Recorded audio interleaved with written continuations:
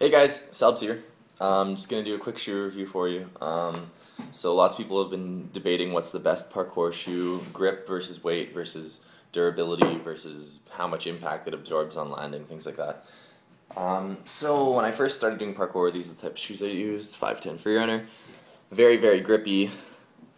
Felt light when I first got them, but compared to what I train in now, Fayaway, I realized they're very heavy.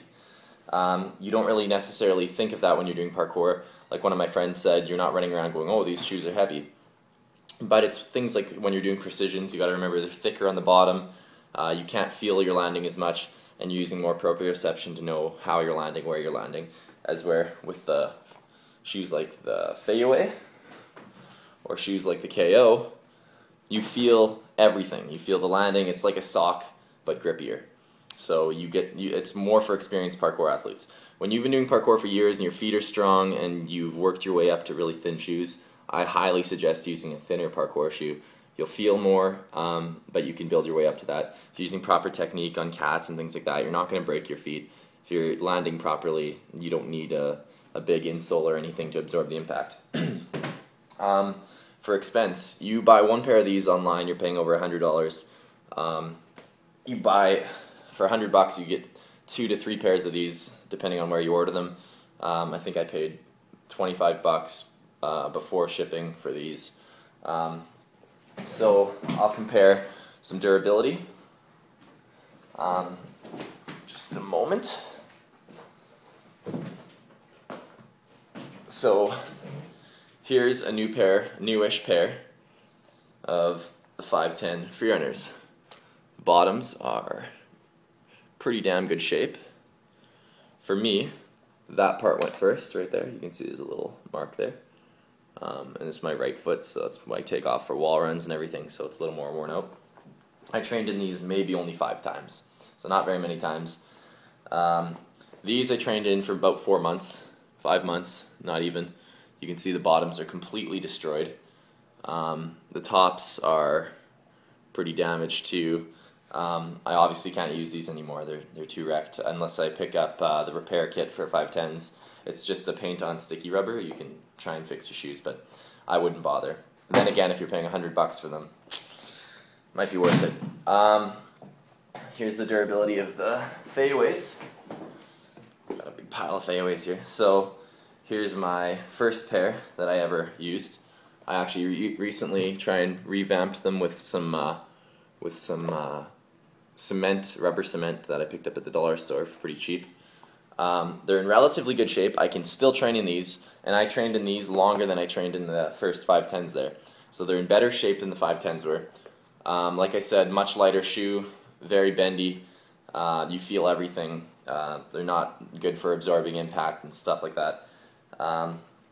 Here's the next pair I had. I trained in these for maybe 2 months, about that. Bottoms are in good shape still, not worn through. So you can compare those to the first ones I trained in. You can kind of see the difference. They're pretty much the same, except without the hole. And then here's a brand new version. I trained in these for about a week. You can see how the bottoms are. One complaint I have with these, they feel very, very grippy when you first get them, but it's misleading. It's the same as an eraser on a pencil, essentially.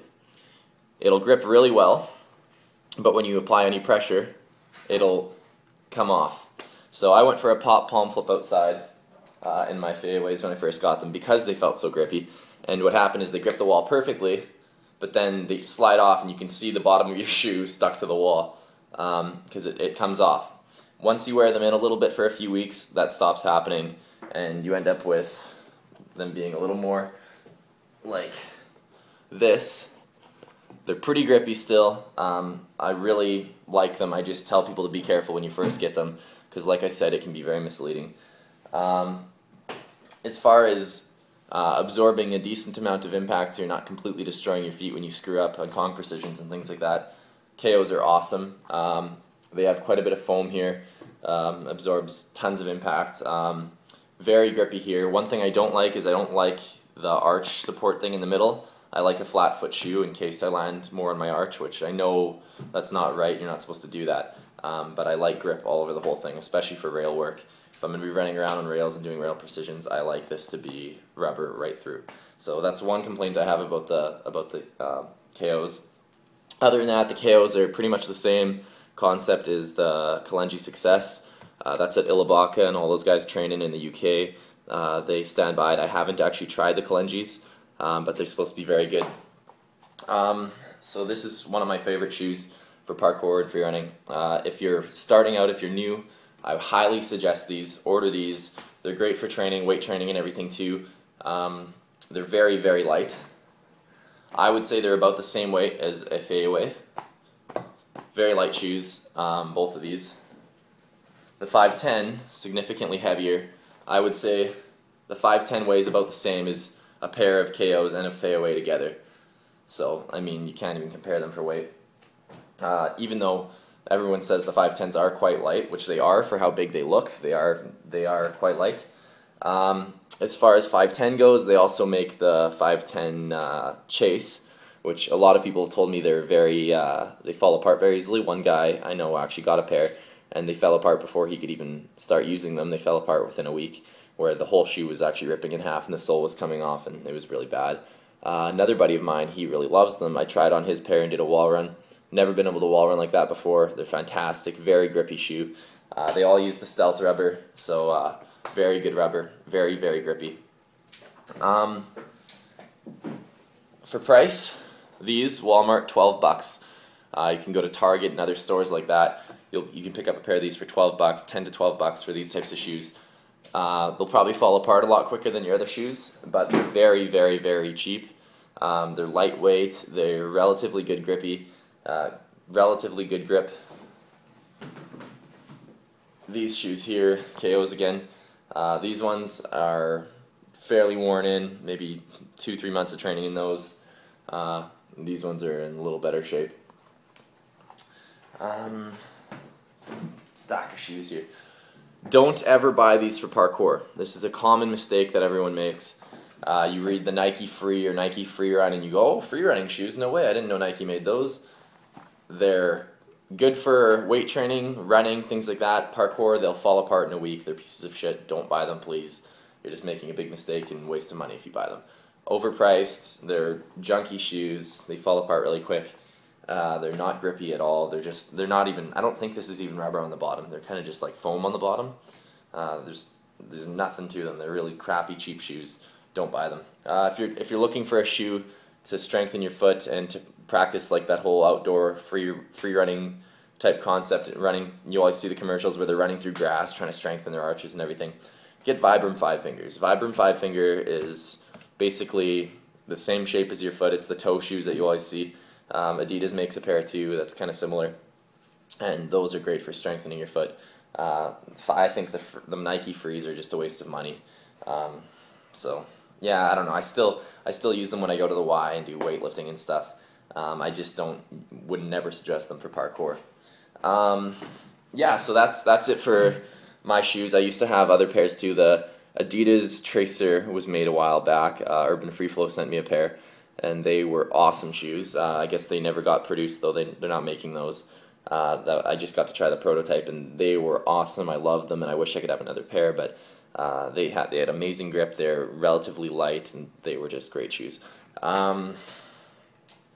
If you're starting out parkour, order KOs, about $40 online. If you are looking for something a little grippier, the 510 Freerunner is a very good shoe, and it's always a safe bet. Most people think they're the best 510 shoe for freerunning. And then if you're more experienced, the FAOA is an awesome shoe. Lots of people use them for Kung Fu and different martial arts. They're a martial arts shoe.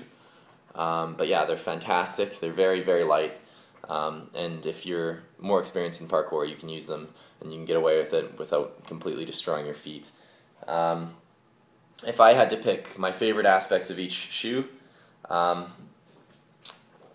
this is the best for price. A Walmart shoe. KOs, best for absorbing impact and you know, If you screw up a Kong Precision or something and you go a bit too far, this is really thick foam. It'll help absorb the impact and everything. Very good shoes, and they're nice and light too. Best shoe for weight and doing flips and tricking, and the size in general. Fadeaways, they're great for experienced parkour athletes. Best for grip, definitely goes to the 510 Stealth Rubber. So yeah, it's all about your preference. I would say you can't take somebody else's advice to what's going to be best for parkour. You have to try out a ton of shoes, and you have to find what works for you. If you're willing to, I would say go out of your way to order a pair of the Clungy Success online if you can. I don't actually even know if they make them anymore. I know there's something going on with that for a while, but I think they were also talking about producing them again. So order Clungies. You can ask around for advice on what's the best parkour shoe, but most people will tell you what I just told you just now. 510s have amazing grip, but they're overpriced. Yeah, so that kind of sums up parkour shoes. A few other pairs that I can think of offhand.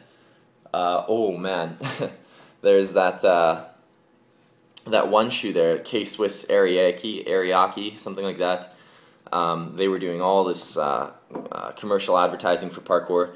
One of my buddies from Saskatoon bought a pair. He hated them. They're very heavy, clunky shoes. Like I held a pair. They're probably 3 times heavier than a 510. They feel like bricks. They're not super grippy. They're ugly. They're thick. They're way too wide. They're very wide on your foot, and they're very ugly and gross shoes. I don't like them. I don't even know where they got the guys to prototype test those. They're crap shoes. So don't waste your time with those. If you do like them, leave comments below. Explain why, because I don't get it. If you have any more questions about parkour shoes, you can send me a message. Other than that, years ago, there was the Nike Presto commercials, man being chased by a chicken, with David Bell and Sebastian and all them. They did all their different videos like that. I had a pair of Prestos. Those were the first parkour shoes I trained in. They were, I don't even know if they were actually designed for parkour, but they worked. They were very good shoes, but I mean, like I said, I was a beginner. So if I wore them today, it'd be a lot different. I don't even know if they sell them anymore. Other shoes, if you have any other questions about parkour shoes, you can leave them in the comments below and I'll answer. Yeah, make sure you subscribe to my channel for lots of parkour videos and different reviews and things like that. And I'm out of here. Subs out. Cheers.